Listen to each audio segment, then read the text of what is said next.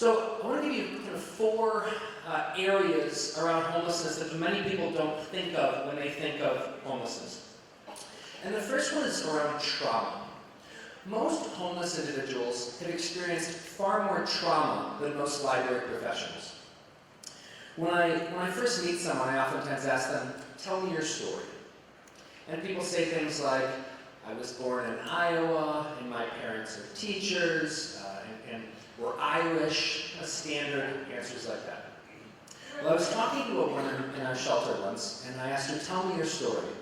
And she said, well, I was molested by 5 men between the ages of 3 and 16. I grew up in Chicago, and she went on from there. But the key element of her identity was that she was molested by 5 men between the ages of 3 and 16. That is an enormous amount of trauma that will fundamentally change who you are as a person. And so what the research shows is that individuals experiencing homelessness have experienced way more trauma than the general population. Far more sexual violence than the general population, far more physical violence than the general population. And all that trauma actually changes the brain. So let's talk about the brain. There are 2 parts of the brain that matter for our purposes today. First part is the prefrontal cortex. That's that big, beautiful blue part there in the front. The hippocampus is related to the prefrontal cortex. So we're going to talk about these areas of the brain as the blue areas of the brain. They're responsible for several things. First is decision making. Should I have coffee or tea? That was your prefrontal cortex deciding what to drink this morning. Abstract thought. What's the future of the library profession? What's the future of democracy? What's the meaning of life? All those deep, abstract thoughts, those are happening in your prefrontal cortex. Context of time and place happens in your hippocampus. So this is interesting. Your brain actually takes memories and separates them out between what happened and stores those in one part of the brain and where and when that happened, and it stores that over in the hippocampus. It actually separates those 2 elements of the memory. And then finally, mood regulation. Best example of mood regulation is what happened when I was flying into your beautiful city yesterday, and the plane was going like this, and it bounced off the runway a couple times when we were landing, and I thought, oh my God, we're all going to die. But I looked over, and the flight attendants were playing games on their phones, and the pilot wasn't on the PA system, and the oxygen mask didn't come down, and I thought, okay, maybe we're going to be okay. Well, that conversation, that monologue in my brain that calmed me down, that was in my prefrontal cortex. And so the blue parts of the brain, the prefrontal cortex, the hippocampus, they're responsible for calm, slow, deep thinking. Very different than the red part of our brain, the amygdala. The amygdala is responsible for fight or flight. Do I run? Do I hide? Do I fight? What do I need to do to survive this immediate danger to my life? It's also where our brain stores fear memories. Now this is fascinating. Your brain stores memories when you were not afraid in a different part of the brain than where it stores memories where you were afraid. And so, if you were in a car accident in Sao Paulo when you were 8, that memory is stored in a different part of the brain than the memory of the carnival you went to when you were 12. And the context of where that happened, so the fact that you were in a car accident is stored in one part of your brain, the amygdala. The fact that you were in Sao Paulo and you were 8, that's stored over your hippocampus. It actually separates those 2 elements of the memory, and that actually matters. So let's take a look at an example of how the brain is designed to work before trauma comes in and changes that. So you're sitting around one day in your living room, and you decide, I think I'd like to watch some television. So you put your TV watching hat on, there it is, and you flip on the TV, and a program about African wildlife comes up. Now, sitting around in your own living room, watching a television program about wildlife, what part of your brain do you think is going to operate? The blue, calm, slow, deep part, or the red, oh my God, we're all going to die part? Azul. Si, azul. And so you can think calm, slow, deep thoughts like, I wonder how much leopards weigh. Which is a perfectly appropriate thing to think sitting around in your own living room watching television. But you're so excited by this TV program that you decide, I need to go to Africa myself. So you fly to Africa, and while you're in Africa, you go on a safari. And while you're on safari, an actual leopard appears. Now, I have to give you context on these pictures. The background picture with the zebras, I took that picture in 2008 while I was in safari in Kenya with my wife. The leopard picture, my wife took on the same trip while we were in a vehicle that did not have a roof, that was stuck in the mud, underneath the tree that leopard was in while she was taking the picture.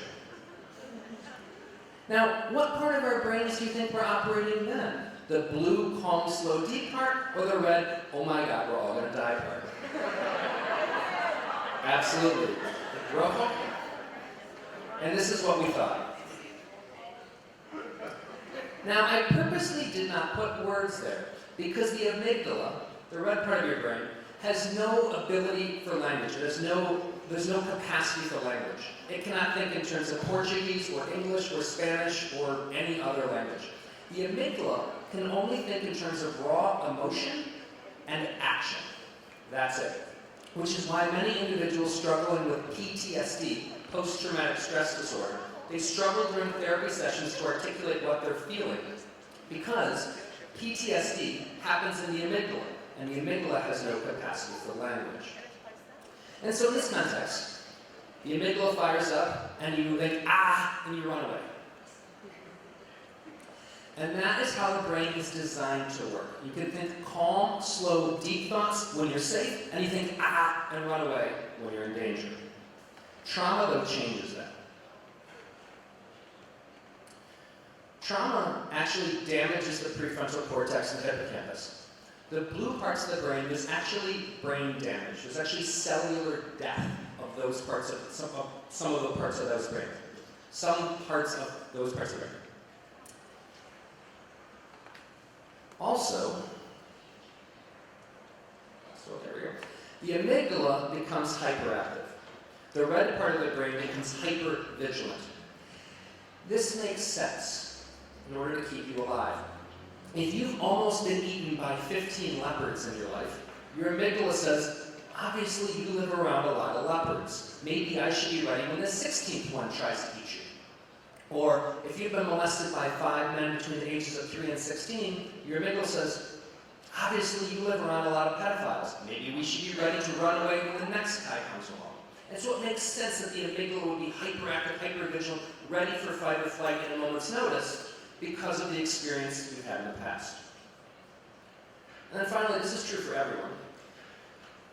When the amygdala, the red part of the brain, fires up, fight or flight, it suppresses the prefrontal cortex and the hippocampus. Because you don't want to be thinking calm, slow, deep thoughts when you're in danger. If the leopard is charging at you and it wants to eat you, you should not be thinking, I wonder how much leopards weigh. Because if you don't run away, the leopard's going to weigh about 100 pounds more than it does right now. And so it makes sense that your brain would be, that suppresses the slow, calm, deep thinking when you're in danger. This has 3 consequences.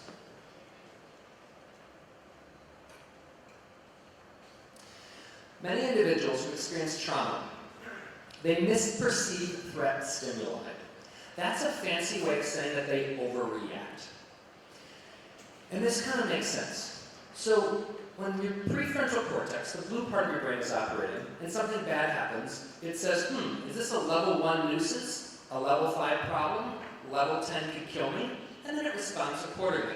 Calm, slow, deep thought. But if your amygdala is working in overtime because your prefrontal cortex is damaged by the trauma and further suppressed by an overactive amygdala, your amygdala jumps in there and says, level 1 nuisance? Level 10 could kill me? You know what? I don't care. Better to treat it like it could kill me and be wrong than to treat it like it can't kill me and be wrong. So if there's any doubt, let's treat it like it could kill us, and then we'll sort it out later. Thus, many individuals who've experienced a lot of trauma, they misperceive threat stimuli, they overreact to things that are not that big of a deal. They also oftentimes have difficulty self-regulating emotion, because that self-regulation of emotion happens in your prefrontal cortex, the blue part of your brain. When you're on the airplane and there's turbulence and your first thought is, oh my God, we're all gonna die, and then your brain calms you down by thinking it through, well, if that part of the brain is damaged by the trauma and further suppressed by an overactive amygdala, you lose some of that capacity to calm yourself down. Thus, individuals who've experienced a lot of trauma, oftentimes when they get anxious, they stay there longer. They get angry, they stay there longer. And then finally, impulsivity. The amygdala is designed to be impulsive. If a leopard is charging at you, about to eat you, you don't want to sit down and do a rational cost-benefit analysis of running versus climbing a tree. You just need to make a decision. And so it makes sense that the amygdala would be impulsive. But if your amygdala is operating in situations where you're actually not in danger, you become impulsive in situations where impulsivity is not a good thing. In fact, many children in our school systems around the world have been misdiagnosed as having ADHD, attention hyperactive, actually don't know what those letters stand for, when they don't have that. What they have is trauma, but that trauma is manifesting itself as impulsivity. And impulsivity looks a lot like ADHD. Unfortunately, you treat them very, very differently. So let's take an example from a library. Individual comes into a library, fires up a cigarette, which I don't know if you can smoke inside here, but you can't smoke inside in the United States. Librarian comes along and says, please don't smoke in here, which is a very nice thing to say. And for most patrons, their prefrontal cortex is going to go, oh my gosh, I'm so sorry, I totally forgot I was inside a library, let me put the cigarette out right away. Except this guy, his prefrontal cortex is damaged by the trauma and further suppressed by an overactive amygdala. And thus his amygdala jumps in there and says, is this a level 1 nuisance? Level 10 can kill me? No, I don't care.